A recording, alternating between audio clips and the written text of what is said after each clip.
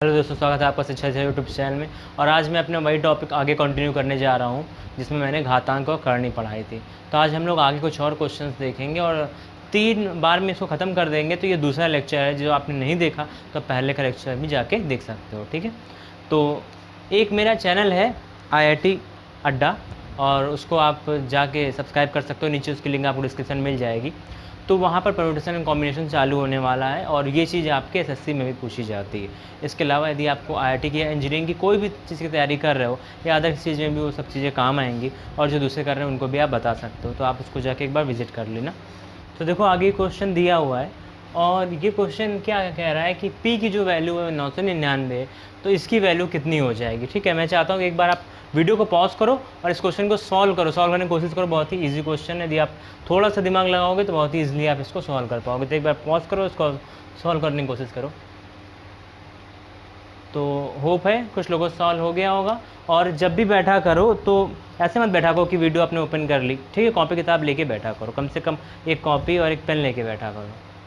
तो देखो कैसे करेंगे इसको, ठीक है। तो ये इसका घनमूल है। अब ये क्या करते हैं, P के मल्टीप्लाई अंदर करा देते, तो ये हो जाएगा P का क्यूब प्लस 3P² प्लस का 3P प्लस का 1, ठीक है। अच्छा, ये जो है ये क्या बन गया, इसको देखो।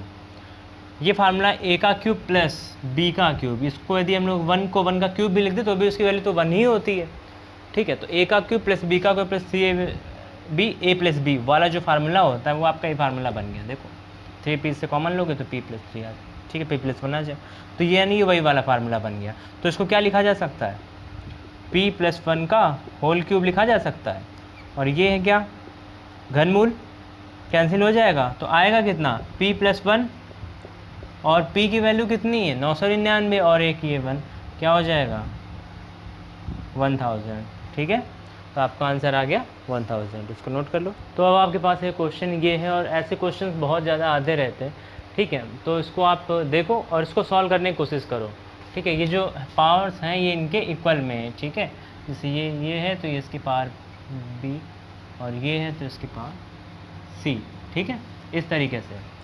तो इसको पॉज करो इस वीडियो को और सॉल्व करो। पहले देखो सॉल्व करके कि कैसा आता है, कितनी देर में आता है, ठीक है।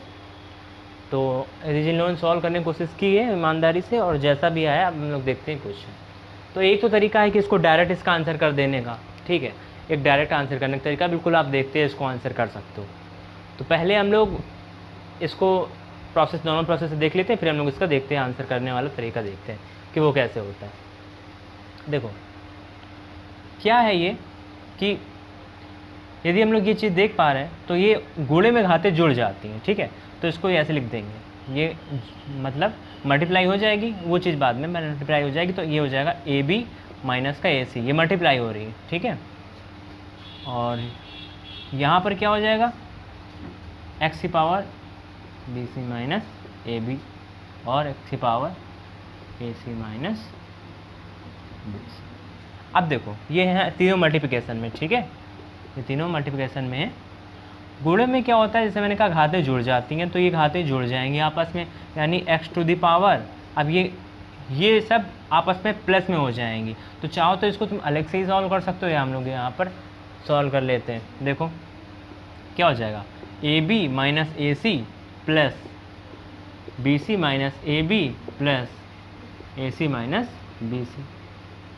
अब क्या होने वाला है, ये AB से ये AB कैंसिल, ये AC से ये AC कैंसिल, और ये BC से ये BC कैंसिल। तो x टू दी पावर 0 आ जाएगी, और किसी की भी पावर 0 उसकी वैल्यू कितनी हो जाती है, 1 हो जाती है, ठीक है। ये चीज़ तो यहाँ आपको समझ में आ गई। अब इसको देखते हैं कैसे सॉल्व कर सकते हैं, इसके बारे में बात करते हैं। ये एक साइक्लिक प्रोसेस में लिखा हुआ है, और यदि ये ऐसे एक साइक्लिक प्रोसेस में लिखा हुआ हो,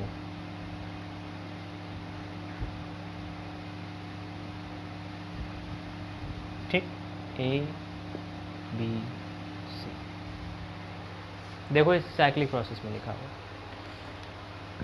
A B और C, ठीक। B माइनस C, ठीक है। B माइनस C हुआ, B से C गया, फिर C माइनस A हुआ, C से A गया, और फिर a माइनस बी हो गया, ऐसे सी गया, ठीक। और ये इनकी पावर में a b और c लिखा है, यानी इसका मल्टीप्लिकेशन करा दिया गया a b और c से। यदि ऐसा हो जाए तो उसकी पावर क्या हो जाती है, सब आपस में जब सॉल्व किए जाते हैं तो ज़ीरो हो जाते हैं, सब आपस में कैंसिल हो जाते हैं, तो ये ज़ीरो हो जाएगा, तो इसकी पावर 1 हो जाएगी। तो आप ये देखते हैं यहाँ से कह सकते हो कि ये साइक्लिक प्रोसेस में लिखा हुआ है, तो इसकी वैल्यू ये एक्स की पावर 0 हो जाएगा, ये पूरी मल्टीप्लिकेशन पावर ये 0 हो जाएंगे और ये वैल्यू 1 हो जाएगी, ठीक है। ये चीज़ आप देखते ही कंक्लूड कर सकते हो, इस चीज़ को नोट कर लो इसको। चलिए देखते हैं, ये क्वेश्चन है और ऐसे क्वेश्चन कैसे किए जाते हैं इसके बारे में लोग बात करते हैं, ठीक है। ये करणी का क्वेश्चन है, ऐसे क्वेश्चन कैसे किए जाते हैं। तो देखो, जब भी ऐसा क्वेश्चन हो तो ऊपर वाले के कॉन्जुगेट का, ठीक है, मल्टीप्लाई करते हैं ऊपर और नीचे। इसका कॉन्जुगेट ये प्लस साइन है तो इसका कॉन्जुगेट होगा माइनस साइन वाला, तो यानी ये हो जाएगा जो कि ये लिखा है, तो √3 माइनस √2 का ऊपर नीचे मल्टीप्लाई करा दिया, ठीक है। अच्छा, इससे क्या होगा, इससे ये होगा कि हम लोग इसको सॉल्व इजीली कर पाएंगे। नीचे वाले कॉन्जुगेट का करा दो, आपको यदि इजी पड़ेगा नीचे वाले कॉन्जुगेट का करा दो, ठीक है। नीचे वाले कॉन्जुगेट का क्यों करा रहे हैं, क्योंकि इसको हम लोग a square minus B square formula जो कि होता है a माइनस बी और a प्लस बी का multiplication, a square minus B square, तो उसमें हम लोग बना सकते हैं इसको, ठीक है। तो अब एलसीएम लो, एलसीएम लोगे तो ये मल्टीप्लाई हो जाएगा a square minus B square यानी √3 का स्क्वायर और माइनस √2 का स्क्वायर, ठीक है। √3 का स्क्वायर क्या होता है 3, √2 का स्क्वायर क्या होगा 2, 3 माइनस 2 क्या हो जाएगा 1, तो हम लोग चाहें तो यहाँ पर ये चीज़ को हटा भी सकते हैं। अच्छा, ऊपर क्या हो जाएगा √3 प्लस √2 का होल स्क्वायर, ये चीज़ 1 हो गई। इस चीज़ को देखो, इस चीज़ को क्या कर सकते हैं, इसका यहाँ देख लेते हैं, √3 a प्लस बी का whole square formula a square यानी √3 का स्क्वायर 3 प्लस बी स्क्वायर √2 का स्क्वायर 2 प्लस 2 ab, a है ये, b है ये, यानी a है √3, b है √2, मल्टीप्लाई हो जाएगा √6, ठीक है। 3 प्लस 2 कितना हुआ 5, 5 प्लस 2 √6 इसका आंसर है, ठीक है। तो आपने देखा ऐसे क्वेश्चन कैसे किया जाता है, जो नीचे वाले को कॉन्जुगेट हो उससे ऊपर नीचे मल्टीप्लाई करा दो। इससे ये फायदा होता है कि ये a माइनस बी का होल स्क्वायर फार्मूला बन जाता है और ऊपर परफेक्ट स्क्वायर बन जाता है। जब परफेक्ट स्क्वायर बन जाता है तो हम इसको खोल सकते हैं, सॉल्व कर सकते हैं, वो ईजी हो जाता है, ठीक है। नोट करना चाहो आप इसको नोट कर सकते हो। तो हम लोग ये वाला क्वेश्चन देख रहे हैं और ये वाला क्वेश्चन कैसे किया जाएगा इसके बारे में देखो। ये क्या दिया गया है कि x जो है √3 प्लस √2 है और अपॉन √3 माइनस √2, तो इसकी वैल्यू क्या होगी, ठीक है। तो इसकी वैल्यू हम लोग देखेंगे, x की वैल्यू यहाँ पे रख दो √3 प्लस √2 अपॉन √3 माइनस √2 प्लस, जब 1 अपॉन x में x की वैल्यू 1 अपॉन करके रखेंगे तो वैल्यू ऊपर जाते समय पलट जाएगी और इससे क्या हो जाएगा, जो √3 माइनस √2 है वो ऊपर चला जाएगा और √3 प्लस √2 नीचे रह जाएगा। तो √3 माइनस √2 अपॉन √3 प्लस √2, ठीक है। अब हम लोग क्या कर सकते हैं, इसका हम लोग एलसीएम ले लें, √3 माइनस √2 का होल स्क्वायर हो जाएगा, यहाँ पे नहीं, ये स्क्वायर माइनस बी स्क्वायर का फार्मूला लग जाएगा, तो ए स्क्वायर में यानी √3 का स्क्वायर 3 और माइनस √2 का स्क्वायर 2, 3 माइनस 2 वही वाला क्वेश्चन हो गया, 3 माइनस 2 हो जाएगा यानी 1 हो जाएगा। अच्छा, ये एलसीएम ले रहे हैं इस टाइम, तो ये यहाँ पे मल्टीप्लाई होगा, ये यहाँ पे मल्टीप्लाई होगा, तो ए प्लस बी का होल स्क्वायर ये बन जाएगा, माइनस बी का होल स्क्वायर यानी परफेक्ट स्क्वायर ये बन जाएगा दोनों लोग। तो हो क्या जाएगा √3 प्लस √2 का होल स्क्वायर और प्लस √3 माइनस √2 का होल स्क्वायर। इस चीज़ को देखो, इतनी बात समझ में आई, ये यहाँ मल्टीप्लाई हो गया, ये यहाँ मल्टीप्लाई हो गया, ठीक है। और ये तो 1 हो जाना है तो इसको छोड़ो, ये 1 हो गया।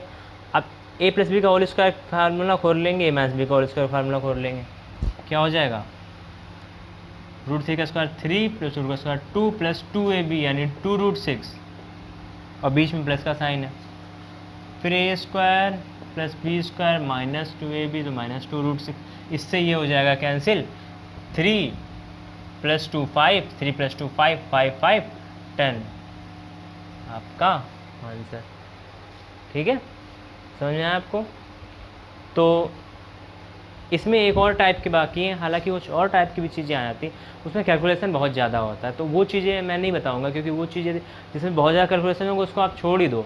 लेकिन ऐसे क्वेश्चन इसमें बहुत ज़्यादा कैलकुलेशन नहीं है, आपने एक बार वैल्यू रखी, एलसीएम लिया, आपका आंसर आ गया, ठीक है। जबकि हम समझाने के लिए बताते हैं तो हम बोल बोल के बताते हैं, लेकिन यदि समझाने की बात नहीं होगी, यदि आपको खुद करना होगा, यदि आपने थोड़ी प्रैक्टिस कर रखी तो आप बहुत जल्दी कर लोगे। कुछ आपको ज़्यादा 10-15 सेकंड लगेंगे ऐसे क्वेश्चंस करने में, 10-15 सेकंड यदि आपकी प्रैक्टिस होगी तो।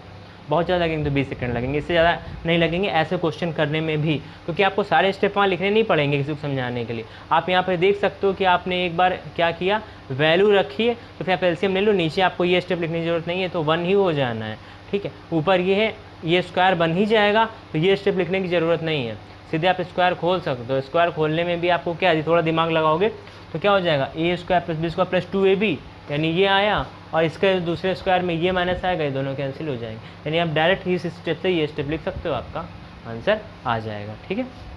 होप कि आपको ये वीडियो समझ में आई होगी।